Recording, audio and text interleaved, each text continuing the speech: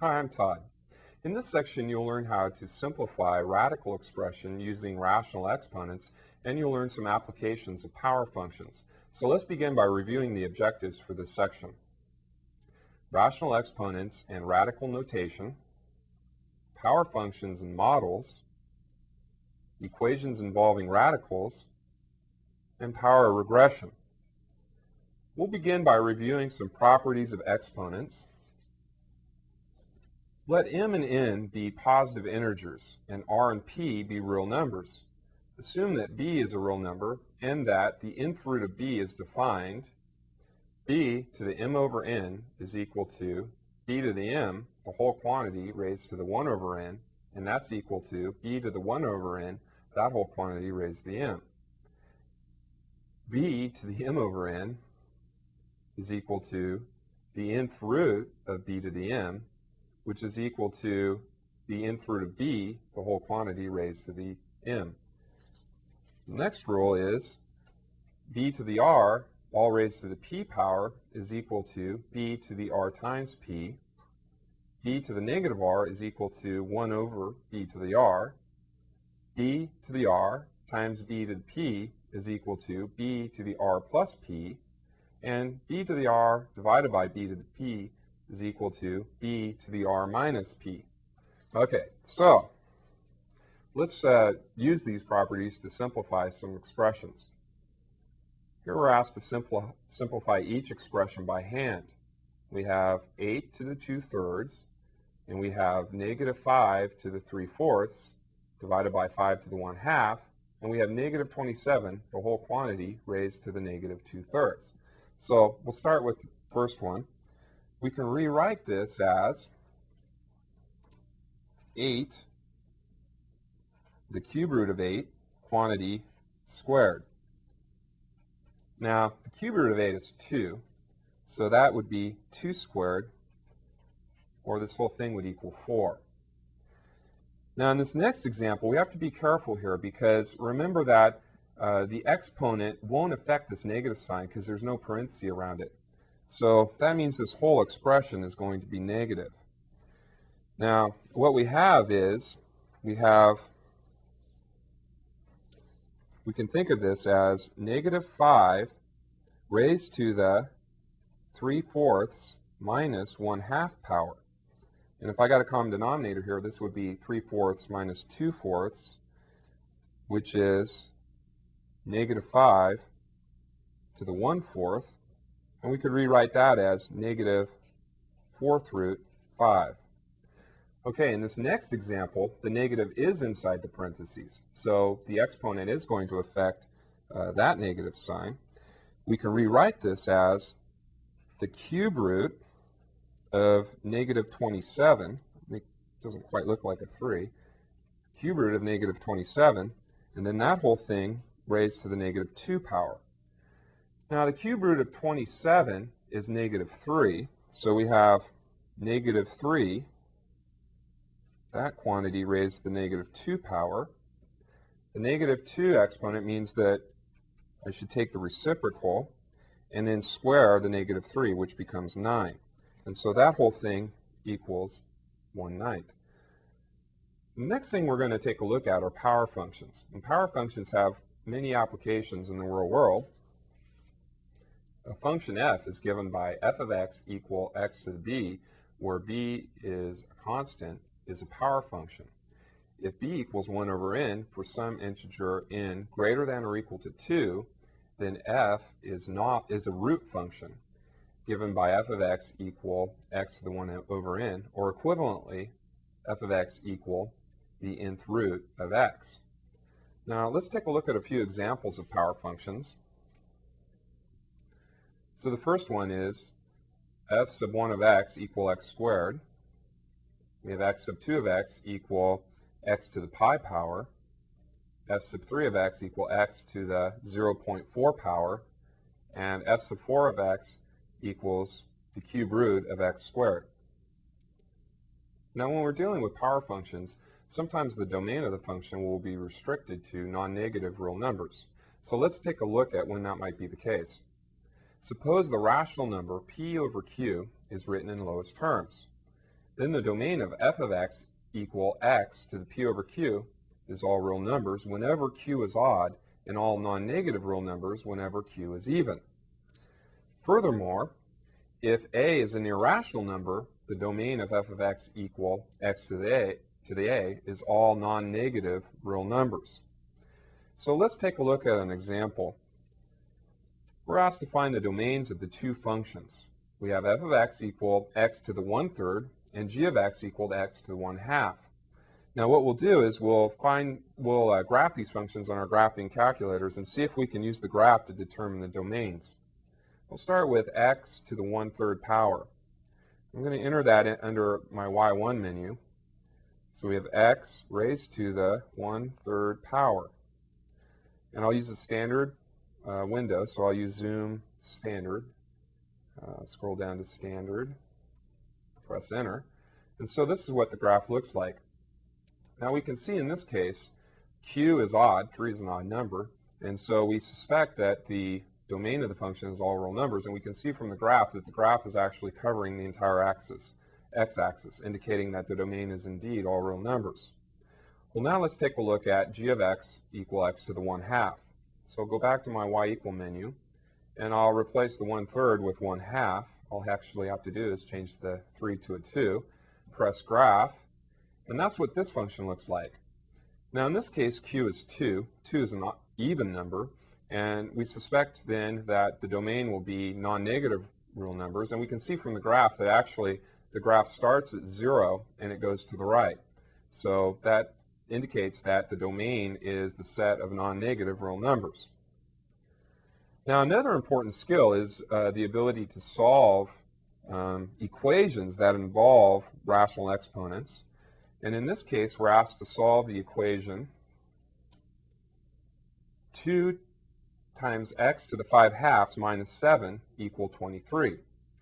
Approximate the answer to the nearest hundredth and give graphical support. So the first thing I want to do is I want to isolate the term with the variable in it. So what I'll do is add 7 to both sides here, and then we'll have 2 times x to the 5/2 equals 30. I need to multiply both sides of this by a half. That gives me x to the 5/2 equals 15. Now the first thing I'm going to do is to get rid of the 2 in the exponent, the denominator part, and I can do that by squaring both sides of this equation. So over here we'll end up with x to the 5th power, and over here we're going to end up with 15 squared, and that's 225. So we have x to the 5th equal 225. Now we can raise both sides to the 1/5 power. So we get x to the 5th raised to the 1/5 times 225 raised to the 1/5. And 225 raised to the 1/5 is approximately 2.95. Let's see if we can check this answer on our graphing calculator. What I'm going to do is enter the left and the right-hand sides of the equation under y1 and y2. So the left-hand side is 2x raised to the 5/2 power minus 7, and the right-hand side is 23. So we'll graph these two equations together on the same window or in the same screen, and what I'm going to do first is configure the window because I want to use a slightly different window for this example. So we'll have this window go from x min of -5 to an x max of 5. X scale 1 should be fine. And we'll go from an x min of -40 to, I'm sorry, that's a y min of -40 to a y max of 40. And we'll make y scale, in this case, 10. So let's hit graph and see what this looks like.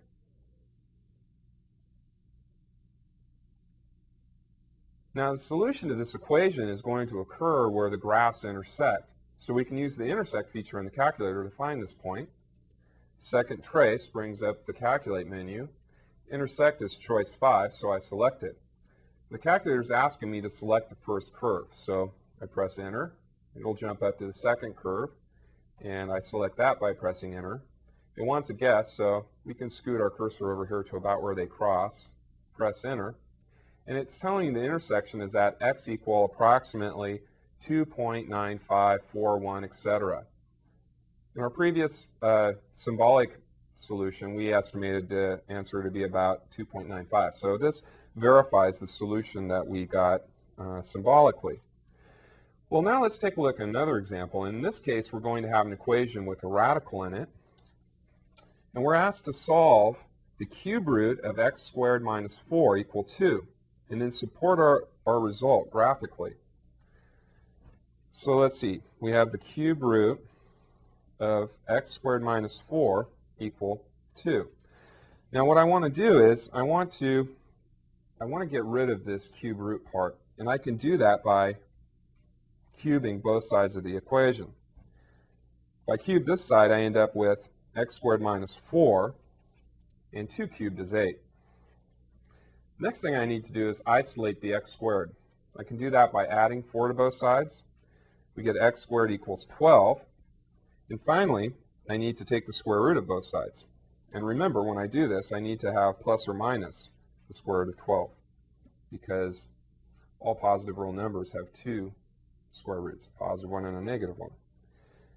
Now, square root of 12 simplifies to, well, 12 is 4 times 3. The square root of 4 is 2, so that becomes plus or minus 2 times the square root of 3.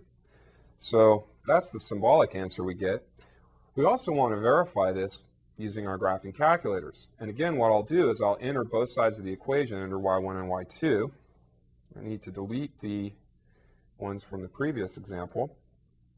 So I'm going to enter the cube root of x squared minus 4. And let's see, if I go under the math menu here and choose number 4, which is the cube root, and we can type in x squared minus 4. And the other side of the equation was 2, so we'll type that in. Now, the standard window should work fine for this example, so I'll use Zoom Standard in this case. Let's see what this graph looks like.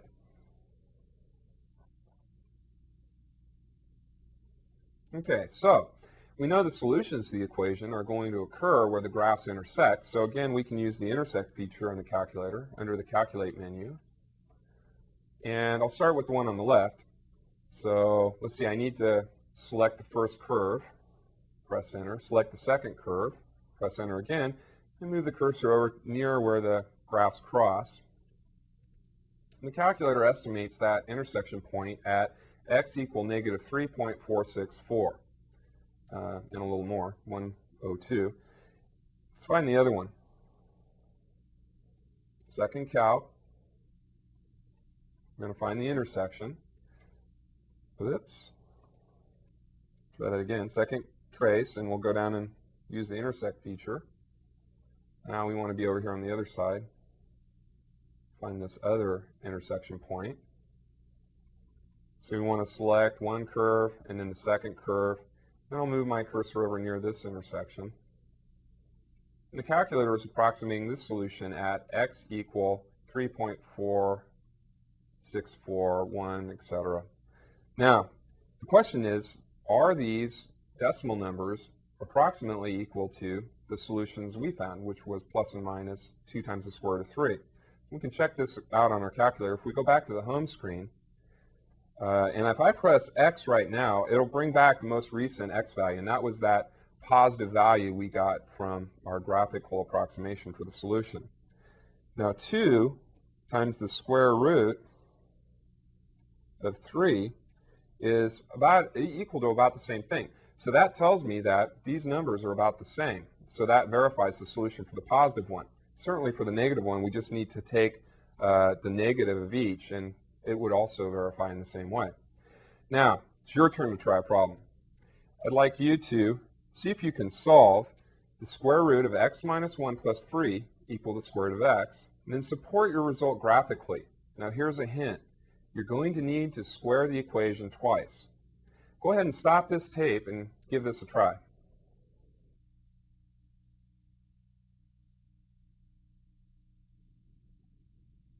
Okay, now I'll try it. In this case, we have one of the radicals isolated on the right-hand side already, the square root of x. So what I'm going to do is square both sides of this equation right away, and that will get rid of the square root over here. So we'll have the square root of x minus 1 plus 3 squared equals the square root of x squared. Now on this side, we're going to have to do some multiplying out. We've got to multiply this thing out. So we're going to have x minus 1 plus 2 times 3, which is 6, times the square root of x minus 1, times 3 squared, which is 9. And over on this side, we're going to have x. Now the next thing I need to do is simplify this side by combining like terms. That'll give me x plus 8 plus 6 times the square root of x minus 1, and that's equal to x. Now what I want to do is I want to isolate this radical on one side before I square again. If I just left this like this and squared both sides, then I'd be squaring this trinomial, these three terms here, and I'd get a real mess. So we don't want to do that. What we do first is we isolate the radical. And I can do that by subtracting x from both sides and subtracting 8 from both sides. What we end up with is 6 square root of x minus 1 equals negative 8.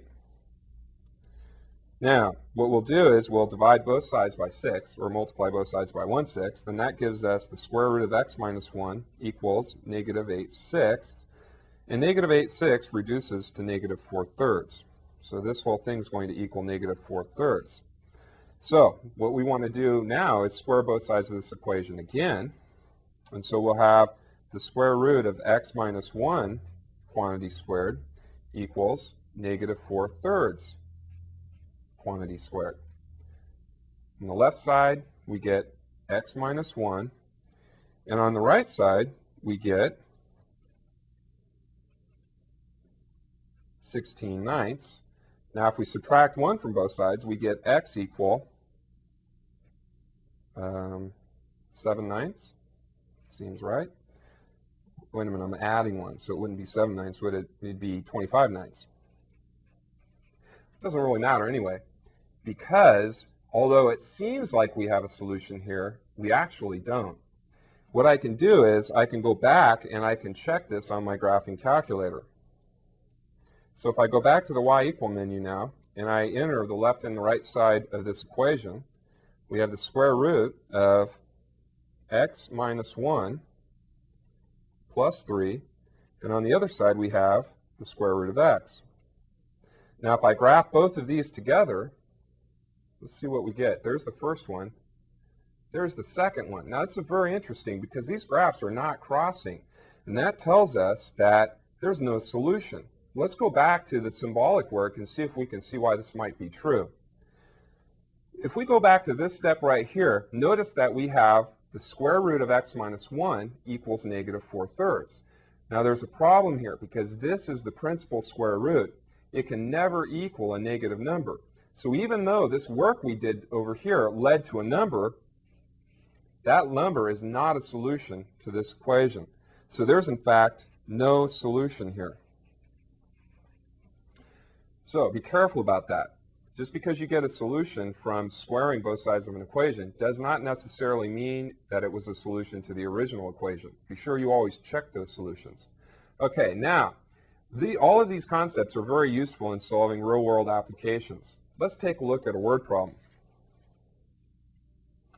Rainbow trout are sensitive to zinc ions in the water. High concentrations are lethal. The average survival times X in minutes for trout in various concentrations of zinc ions Y in milligrams per liter are listed in the following table. Here's our table. So we have the survival times in minutes, and we have the concentrations of the zinc ions in milligrams per liter. Now we're given that this data could be modeled by using a power function. F of x equal a times b to the f of x equal a times x to the b, where a and b are constants. We're asked to determine a. The way we're going to do this is using power regression on our calculator. So we want to enter this data onto the calculator using the edit menu. So if we press stat and then we select edit, we're going to enter the data in L1 and L2. So let's see, I need 0.5, 1, 2, and 3 in L1. And then in L2, I need 4,500, 1960, and 1850, and 525. Okay, so I got the data in my calculator. If I look under the Stat menu and go to Calculate, one of these is Power Regression. Let's see if I can find it. There it is. Choice A is Power Regression. So I'm going to select that. And I'm going to have my calculator do power regression on L1, comma, L2. And if I paste an Y1 at the end of this, the calculator will automatically put the regression equation under Y1 for me. So I'm going to go to the bars menu, over to Y bars, select function, and then select Y1. Now if we press enter, the calculator will do the power regression for us. And so what we see here is that A is equal to about 1,958.4. Now the next part of the problem is to estimate B. And again, the B value was given with the power regression. So if we look at our calculator, we see B is about negative 1.2.